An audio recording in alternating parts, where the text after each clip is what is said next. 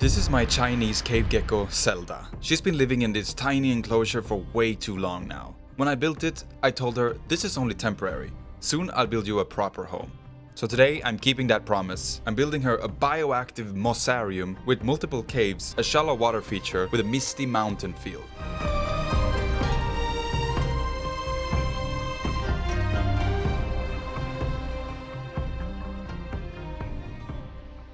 And today we're working with another ExoTerra terrarium. This is the extra tall large one, which is 90, 45, 90, 36, 18, 36 inches. The inspiration for the scape came from this guy. He made this majestic aquarium with an amazing sense of depth, a mysterious cave, and he used my favorite rock, dragonstone. So naturally I sold my kidney and I bought an absurd amount of it and got ready to aquascape. So the terrarium is on the floor right now. And right down there I have all the things that I need to make the background. You can see I've made a rough scape of what I want-ish. And to be honest, the rocks are a little bit too thick, so I want to go out and smash them a little bit. I don't need it to be this thick. So if I just take this thingy and the hammer thingy, hammer,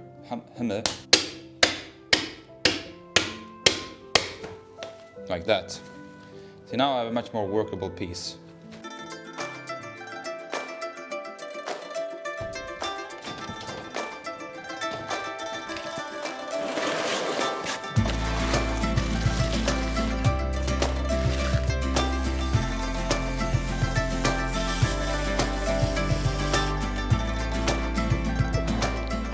Now that we smashed the dragonstone, it covers a whole lot more surface area. And together with the styrofoam, expanding foam and silicone, we're gonna make a 3D background. So our primary goal now is to make a foundation of styrofoam. It's actually pretty comfortable here. So I want to integrate this little cave, almost exactly like that. So now I'm gonna build styrofoam as a hill coming down like this.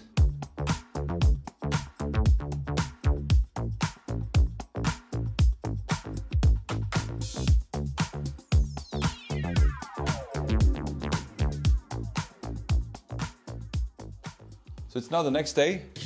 As you can see, everything is cured. Behind me in this mess, I have all the rocks laid out. Somehow, I'm gonna transfer these rocks to the background here. And I'm just gonna lay them out like this. And then, foam in around amongst them.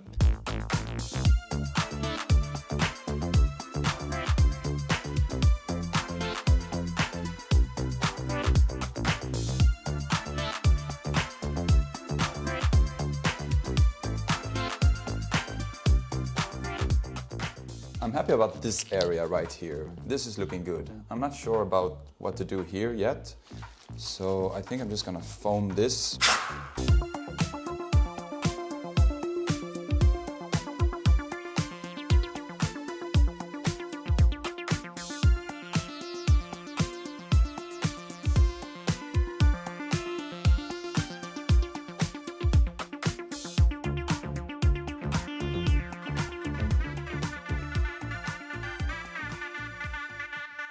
So it is now the next day, and as you can see, the terrarium is in place right next to Rambo, my crested gecko. I've taken the liberty to carve the background because that's just me putting the knife in, taking a piece of foam out. It's really thick background, and some people might say, why did you make it so thick? It's taking up all the space. But I did that on purpose, because now what I can do is I can carve it out exactly the shape that I want, and I can also carve out extra caves, as you can see down here. See, this was just foam all the way out here. Of course, we're gonna cover all this ugly styrofoam with clay and then put some soil inside. If you look here, we have an entrance to a cave here, which has an entrance also up here. So we have two entrances to this cave, and we also have a cave right here. If we look at the enclosures side by side, you can see that this one is brighter, more green, more vivid.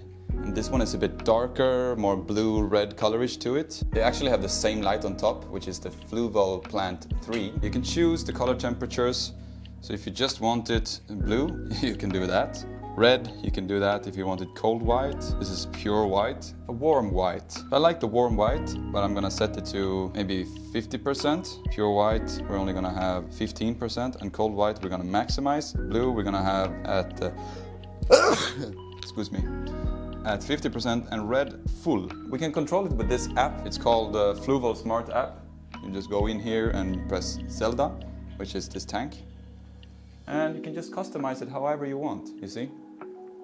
But we can't just leave the background looking like this. We need to seamlessly blend in the foam, and we're gonna do that with a specific kind of clay. This is called water lily clay, and it's just basically glacial clay from the Ice Age. And they've collected it, and now they use it as, you know, pond lilies in the pots in the water. They put this clay. But you can also use it to cover your background. So that's exactly what we're gonna do.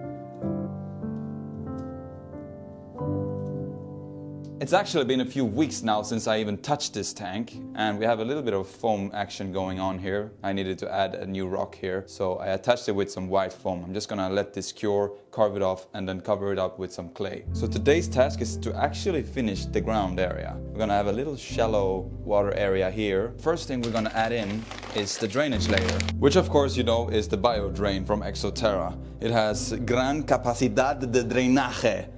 Meaning that it had great draining capabilities. This is basically lava rock, so it's very lightweight, it is porous, so beneficial bacteria can colonize in these little holes inside the rocks. So yeah, let's get this in first. With the gran capacidad de drenaje installed, we're gonna add another terrarium thingy, which is BioDrain terrarium draining mesh. You know, we're gonna separate the drainage layer from the substrate. So we have this sleek design, you know, with the ExoTerra logo, always, yo.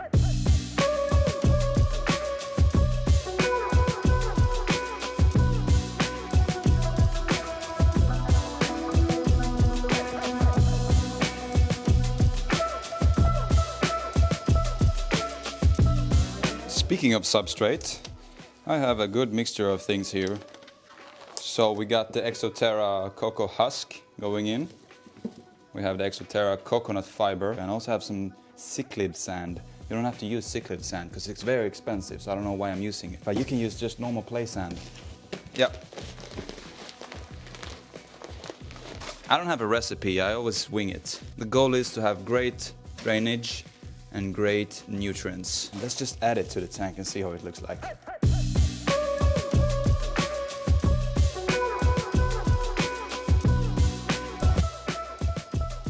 So I have these flat patches of moss that I'm going to attach using these. And I made these metal clips with just some stainless wire. Just bend them over my finger and cut it. So if I take this big patch of moss, I think I want it right in the middle. But it's not gonna hold like that. So to hold that in place, since this is foam behind the clay, I can just grab this little metal wire and just place it into the foam like that, and it will stay in place, just like that. In some places I don't need to put the wire, like here, I can just wedge it in between the rock and the little background. Here I don't think I need to add anything, I can just lay it on top like that.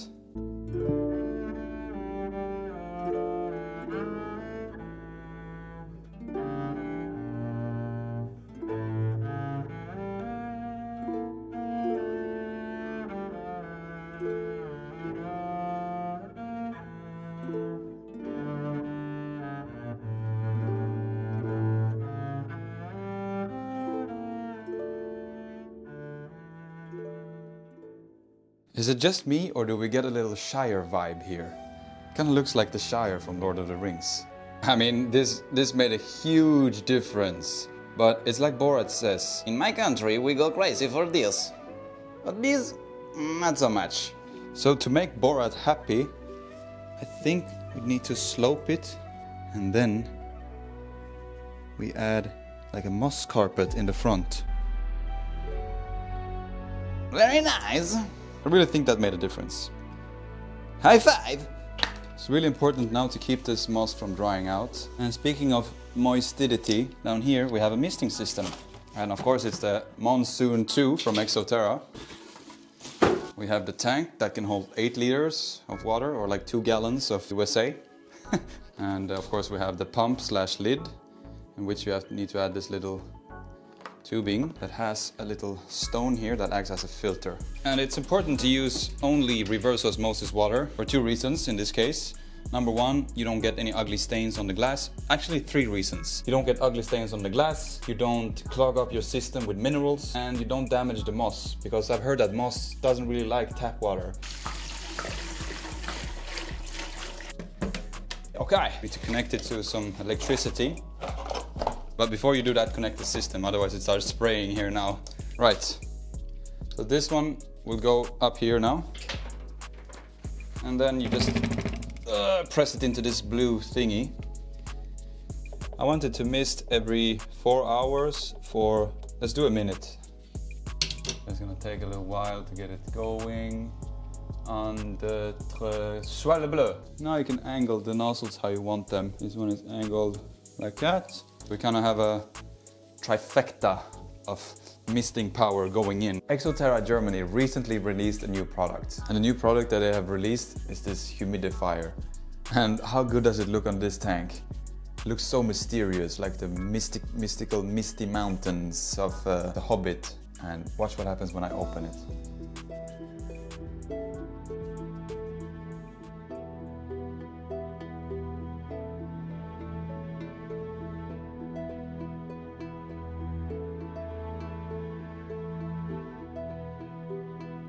But there's still one thing we need to do.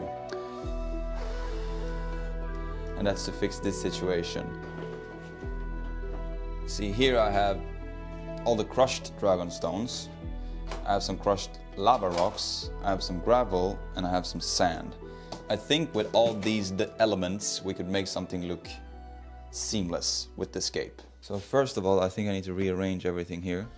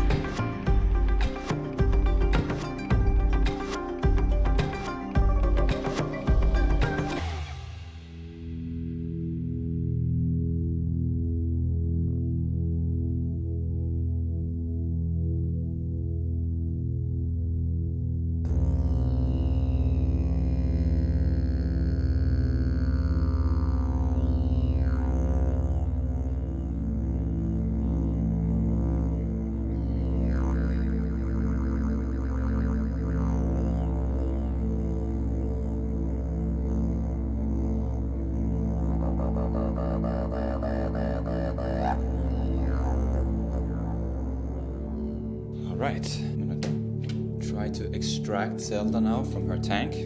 She's usually in this cave right here. I'm gonna do this very carefully, not to startle her too much.